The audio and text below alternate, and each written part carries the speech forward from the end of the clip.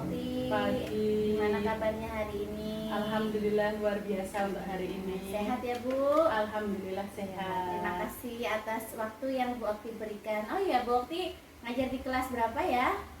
Kebetulan saya mengajar di kelas 6. Oh iya. Sekarang mata pelajaran yang akan Bu Okti kita bahas hari ini apa yang? Yaitu adalah mata pelajaran matematika. Materinya adalah pembagian pecahan dengan bilangan asli. Bu Okti, apa sih yang ingin Ibu capai dengan pembelajaran pembagian bilangan di kelas 6 ini? Yang ingin saya capai adalah yang pertama adalah peserta didik mampu menyelesaikan masalah yang berkaitan dengan pecahan, kemudian bisa mengaplikasikannya di kehidupan sehari-hari. Itu. Tujuan dari pembelajaran yang sudah Ibu tetapkan itu apa? Ada tujuan lain yang ingin Ibu capai? Tujuan lainnya adalah anak-anak bisa memahami materi yang disampaikan, kemudian bisa mengaplikasikannya apabila di kehidupan sehari-hari terdapat masalah yang sesuai dengan materi tersebut, anak-anak sudah bisa menyelesaikan. Iya ya, berarti anak bisa memecahkan masalah di kehidupan sehari-hari. Oke. Kemudian apa sih yang Bu Okti lakukan untuk mempersiapkan pembelajaran nanti? Oh ya, yang saya sudah persiapkan, yang pertama saya akan menyiapkan modul ajar yang berisi materi-materi terkait dengan pembagian pecahan dengan bilangan asli, kemudian medianya, saya menggunakan media Wordwall, kemudian saya menyiapkan untuk anak-anak dibagi kelompok secara heterogen, di mana nanti akan ada diskusi kelompok. Bagus, itu melibatkan ada IT-nya ya Bu ya dari bilangan Wordwall tersebut. Kemudian apa yang membuat Ibu merasa yakin akan keberhasilan pembelajaran ini dan apa yang menjadi kekhawatiran Bu Okti? Oh iya, saya merasa yakin karena materi yang saya siapkan ini dengan media pembelajaran yang berbasis digital, saya yakin akan lebih mudah untuk diserap anak materinya, dan anak pasti akan lebih antusias lagi, aktif dalam pembelajaran karena dengan digabungkan dengan media digital itu tadi, jadinya anak lebih tertarik. Saya yakin itu. Untuk kekhawatirannya adalah saya khawatir apabila saya belum bisa mengkondisikan kelas secara maksimal, jadi ada beberapa, nanti takutnya ada beberapa siswa yang belum maksimal dalam menyerap materi, itu kekhawatirannya. Kemudian apa sih yang Bu Okti akan atasi jika ada kesulitan siswa dalam memahami konsep pembagian tersebut? Yang pertama, saya akan memberikan pendekatan secara individual. Saya menanyakan mana yang menjadi kesulitan peserta didik, di bagian mana, kemudian saya akan memberikan latihan soal yang lebih sederhana, yang lebih mudah untuk dipahami sesuai dengan kemampuan peserta didik. Setelah itu, ketika anak sudah memahami secara sederhana, nanti saya akan naikkan levelnya ke yang lebih tinggi lagi. Jadi secara bertahap. Kemudian saya juga melibatkan untuk peserta didik yang lain yang lebih mahir dalam materi tersebut untuk membantu sebagai tutor sebaya. Jadi anak itu barangkali yang takut dengan gurunya seperti itu, itu ya agak risih atau kadang malu. Iya, kadang ada takut, malu atau apa dengan gurunya, jadi temannya lebih mudah, lebih mudah memahaminya. Iya. Bagus sekali Bu Okti. Bagaimana Ibu akan melibatkan siswa dalam kelompok diskusi? Itu tadi yang pertama, tadi kan saya sudah menyampaikan kalau saya ketika pembelajaran saya membentuk kelompok-kelompok secara heterogen yang sudah disesuaikan dengan kemampuan peserta didik. Jadi di dalam suatu kelompok itu sudah ada beberapa peserta didik yang akan melakukan diskusi. Jadi anak akan diberikan pelepasan tanggung jawab untuk mengambil keputusan bersama kelompoknya, untuk berdiskusi menyelesaikan masalah yang sudah dibagi. Jadi seperti itu. Nanti ketika sudah selesai berdiskusi, anak akan diminta maju satu persatu secara berkelompok untuk mempresentasikan hasilnya. Dan kemudian untuk kelompok yang lain menanggapi, memberikan tanggapan, boleh pertanyaan atau boleh menyanggah atau boleh memberikan saran, kritik, dan nanti di sesi terakhir guru akan memberikan penguatan. Bagus sekali rencana Bu Okti. tadi ya. Apa yang akan Ibu lakukan jika pada saat pembelajaran nanti ada siswa yang masih kesulitan dalam memahami konsep pembagian tersebut? Ya, kalau masih ada yang namanya kelas tuh wajar ya Bu. Iya. Tidak semua anak di dalam satu kelas itu mempunyai daya serap yang tinggi. Jadi pasti ada dalam satu kelas ada 1-2 anak yang mungkin daya serapnya sedikit rendah ya.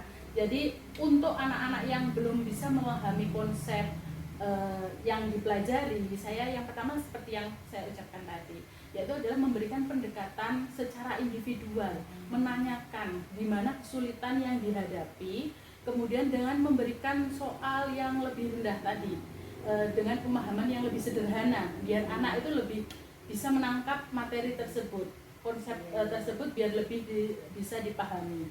Kemudian memberikan contoh-contoh soal yang bervariatif, yang disesuaikan dengan kehidupan sehari-hari. Biasanya kan anak mengalami miskonsepsi, kemudian pemahamannya kurang biasanya di soal cerita. Kalau di soal cerita biasanya anak agak kurang paham yang dimaksud dari soal cerita itu, yang dituju itu apa, biasanya seperti itu. Jadi kita cari soal-soal cerita yang lebih mudah, lebih anak bisa memahami. Nanti kalau anak sudah paham, baru levelnya dinaikkan untuk level soalnya. Bagaimana Bu Okti akan melihat ketercapaian nanti keberhasilan saat pembelajaran ini? Untuk ketercapaian pembelajaran itu dilihat dari apakah tujuan pembelajaran kita sudah tercapai atau belum. Dengan cara ketika di akhir pembelajaran, setelah proses pembelajaran selesai, di akhir itu kita mengadakan tes evaluasi.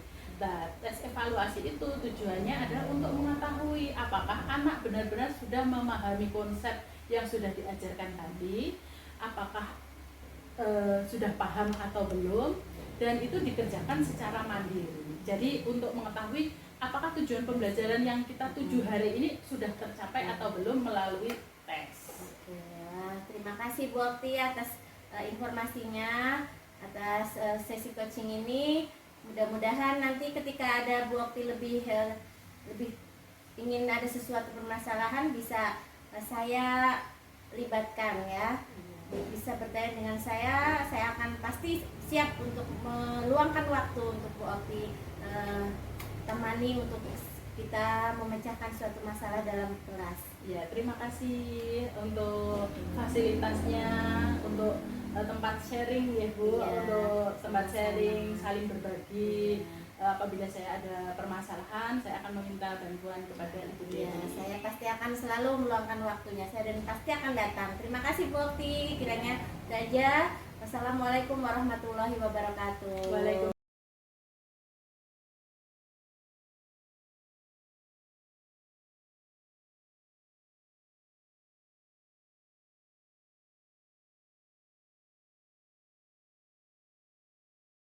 Warahmatullahi wabarakatuh. Waalaikumsalam warahmatullahi wabarakatuh. Selamat siang Bu Okti. Selamat siang. Udah makan? Alhamdulillah sudah. Ya, sudah ya, aman ya perut? Aman. Gimana tadi perasaan Bu Okti setelah melaksanakan pembelajaran ini? Perasaan saya cukup senang karena peserta didik sudah sangat antusias dalam mengikuti pembelajaran.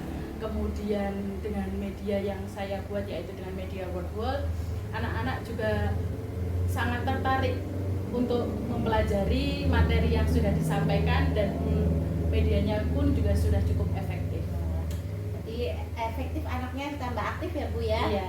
Ya, apa tujuan pembelajaran yang telah ditetapkan Ibu tadi tercapai? Untuk tujuan pembelajaran yang sudah ditetapkan, alhamdulillah menurut saya 80% tercapai.